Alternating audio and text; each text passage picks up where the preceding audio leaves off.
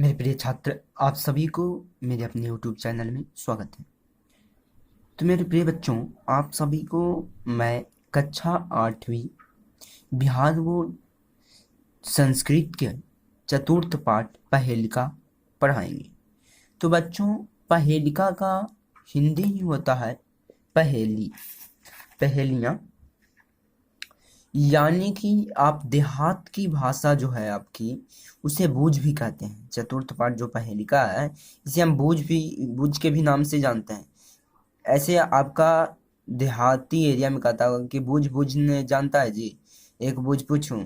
उसी प्रकार से आपका बहुत सारे बूझ दिए हैं, ये हमारे बुक में आपको बूझना रहेगा, लेकिन इसको मैं पहले समझाता हूँ। तो यहाँ लिखा है कि बालकों के बौद्धिक विकास के लिए, आगे इसके हिंदी में कुछ बातों को स्पष्ट करें कि पहेलिका होता क्या है और किस काम के हैं। तो बच्चों, बालकों के बौद्धिक विकास के लिए गणित के समान पहेलिका का बहुत महत्वपूर्ण स्थान है। पाठ्य पुस्तकों में पहेलिकाओं का समावेश अत्याधुनिक समय में होने लगा। देखिए, अब है ना, जो पहेली यानी कि बूझ, ज्यादातर लोग कंपटीशन में भी अब पूछने लगे हैं, यानी कि इनका महत्व बहुत बढ़ गया है। इनमें कुछ समस्याएं दी जाती है जिनका समाधान छात्र छात्राएं अपने बुद्धि को लगाकर करते हैं। कुछ प्रश्न दिए जाते हैं, समस्या दिए जाते हैं, इनको आपको है ना कि बुद्धि लगाकर समझकर बताना पड़ता है। यह कार्य समुचित बौद्धिक व्यायाम करा देता है। अन्य भाषाओं के समान संस्कृत में प्राचीन काल से ही विभिन्न रूपों में पहेलिकाओं प्रचलित रही है। कुछ पहेलिकाएं तो टीकाओं के बिना समझ में नहीं आती। देखिए, कुछ ऐसा भी पहेलिका जो आपको समझ में नहीं आती, क्योंकि आप उसके बारे में कभी पता ही नहीं आपको होगा, तो कैसे बताओगे बच्चों, नहीं आती, किंतु अपेक्षाकृत सरल होती है। ये जानते हैं कि ये जो होती है वो बहुत सरल होती है। प्रस्तुत पाठ में ऐसी 5 पहेलिकाएं दी गई है। मतलब जो हमारा ये पाठ है चतुर्थ पाठ पहेलिकाएं, इसमें आपका 5 श्लोक दिया हुआ है, यानी 5 को जो श्लोक है ना वो बूझ ही है, आपको बूझना है। जब मैं हिंदी करूंगा ना तो आप बूझना। देखो, ये 3 चित्र है ना, इसी से रिलेटेड 3 श्लोक हैं, जिनमें से जो भी श्लोक है उसका एक बूझ इन चित्र में से रहेगा, आपको बताना है। तो चलिए हम स्टार्ट करते हैं अपना पहेलिका पाठ का हिंदी। तो पहला है, रेफा आदौ मकारान्ते वाल्मीकि यस्य गायका सर्वेष्ठ यस्य राज्य बद्ध कवशौ जानप्रिय। इसका हिंदी होगा कि प्रारंभ में रकार मकार, अंत में वाल्मीकि। देखिए, जो अर्थ है कि प्रारंभ में मैंने सबसे पहले रकार मकार, मकार अंत में हुआ रकार मकार,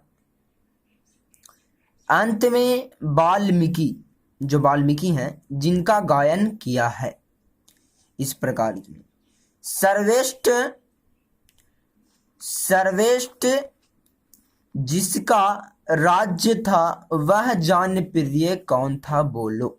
आपसे बूझ पूछा जा रहा है कि प्रारंभ में रकार मकार, अंत में वाल्मीकि, जिसका गायन किया, सर्वेष्ठ जिसके राज्य था वह जानप्रिय कौन था, तो बोलो। तो बच्चों, आपको ये पता चल रहा होगा कि वो कौन थे, राम। तो वो राम थे। इसका हिंदी यही हुआ। फिर से मैं बता देता हूँ कि इसका हिंदी है कि प्रारंभ में रकार मकार, अंत में वाल्मीकि, जिसका गायन किया है, सर्वेष्ठ जिसके राज्य था वह जानप्रिय।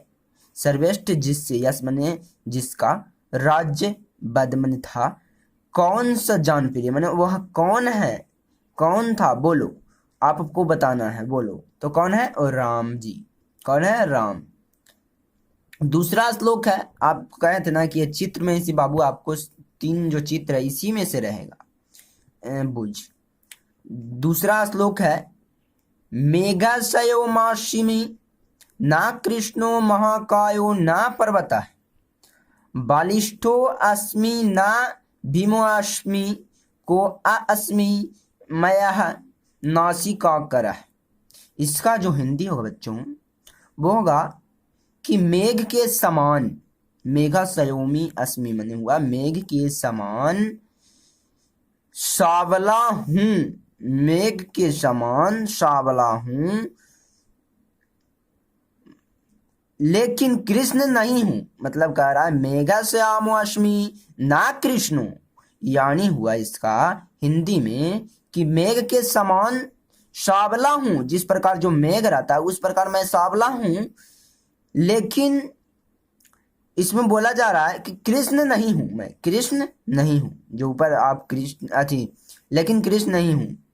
महाकायो ना पर्वता, मतलब हुआ कि महाकायो ना पर्वत मैंने विशाल शरीर वाला हूं लेकिन पर्वत नहीं हूं, पर्वत नहीं हूं लेकिन महान विशाल जो कहिए शरीर वाला हूं लेकिन पर्वत नहीं हूं।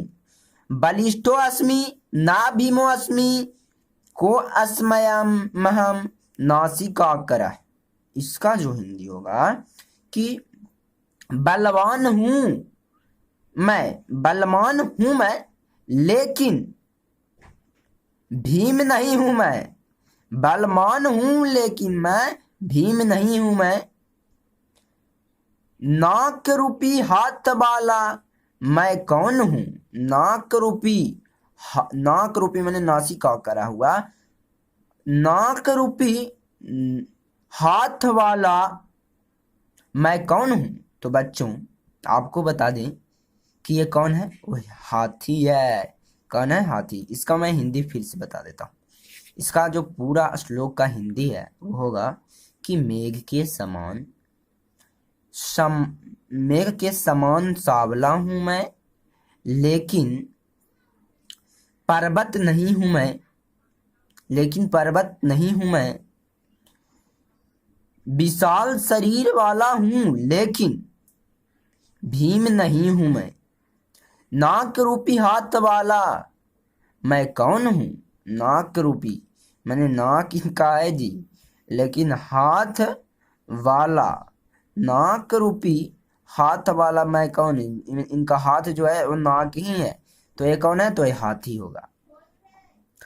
तीसरा जो श्लोक है वो चक्री त्रिशूली ना हरो ना विष्णु महाना बलिष्ठो न च भीमसेन स्व अच्छंदगामी न च नारदोपी सीता वियोगी न च रामचंद्र। इसका मैं आपका बूझ का हिंदी समझाता हूँ, थोड़ा सा वेट करो। तो तीसरा श्लोक का हमारा हिंदी होगा चक्र वाला हूं मैं लेकिन विष्णु नहीं हूं, त्रिशूल वाला हूं मैं लेकिन शिव नहीं हूं। ये इतना सा शब्द का अर्थ हुआ। फिर से इसका अर्थ बोलता हूं, चक्र वाला हूं लेकिन विष्णु नहीं हूं, त्रिशूल वाला हूं, त्रिशूल वाला हूं लेकिन शिव नहीं हूं मैं। इसके बाद इसका जो हिंदी होगा महान बलिष्ठ न च भीमसेन का अत्यंत बलवान हूं मैं, अत्यंत बलवान हूं मैं लेकिन भीमसेन नहीं हूं। मतलब भीमसेन जो थे वो बहुत महान थे लेकिन मैं उतना बलिष्ठ नहीं हूं।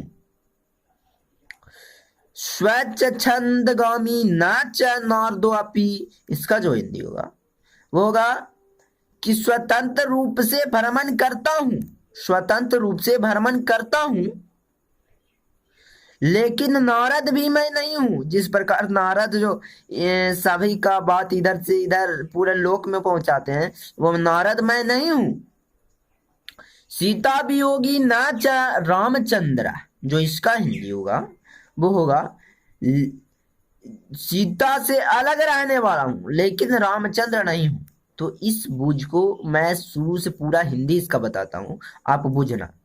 देखिए इसका पूरा हिंदी होगा चक्र वाला हूं लेकिन विष्णु नहीं हूं, त्रिशूल वाला हूं लेकिन शिव नहीं हूं, अत्यंत बलवान हूं लेकिन भीमसेन नहीं हूं, स्वतंत्र रूप से भ्रमण करता हूं, स्वतंत्र रूप से भ्रमण करता हूं लेकिन रामचंद्र नहीं हूं,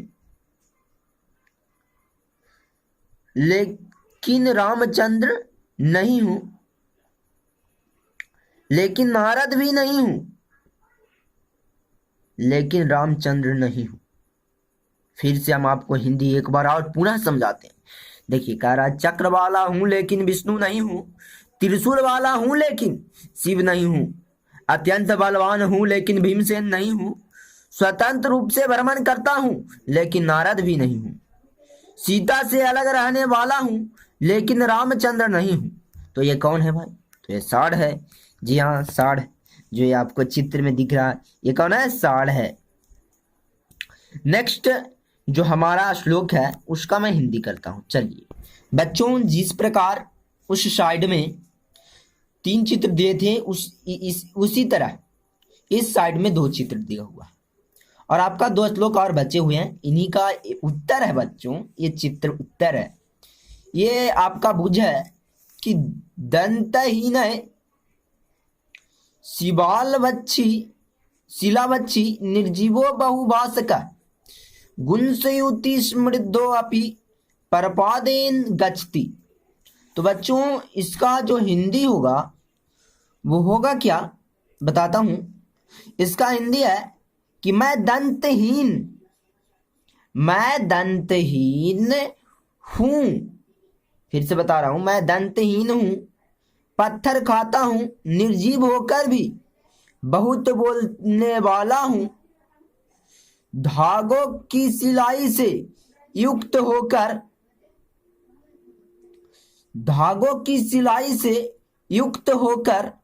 मैं बना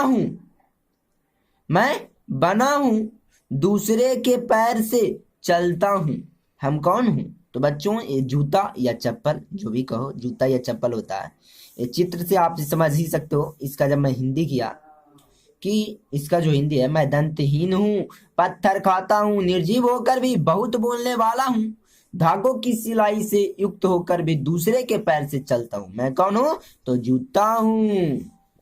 5वां है स्वच्छाच्छवदनम लोका द्रष्टुमिच्छन्ति मे अदा तत्रात्मानं हि पश्यन्ति क्षीणं भद्र यथा यथम। तो बच्चों, इसका संपूर्ण जो श्लोक है 5वां, उसका जो हिंदी है वो है, जब साफ अच्छा शरीर वाले लोग मुझे देखना चाहते हैं, जो वहां अपने को देखते हैं, चाहे उदास हो या अच्छा हो यानी प्रसन्न हो, सही सही दिखता है। वह कौन है भाई? तो दर्पण है, आईना है जी।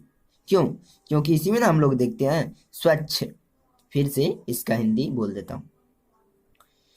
इसका हिंदी होगा, जब साफ अच्छा शरीर वाले लोग मुझे देखना चाहते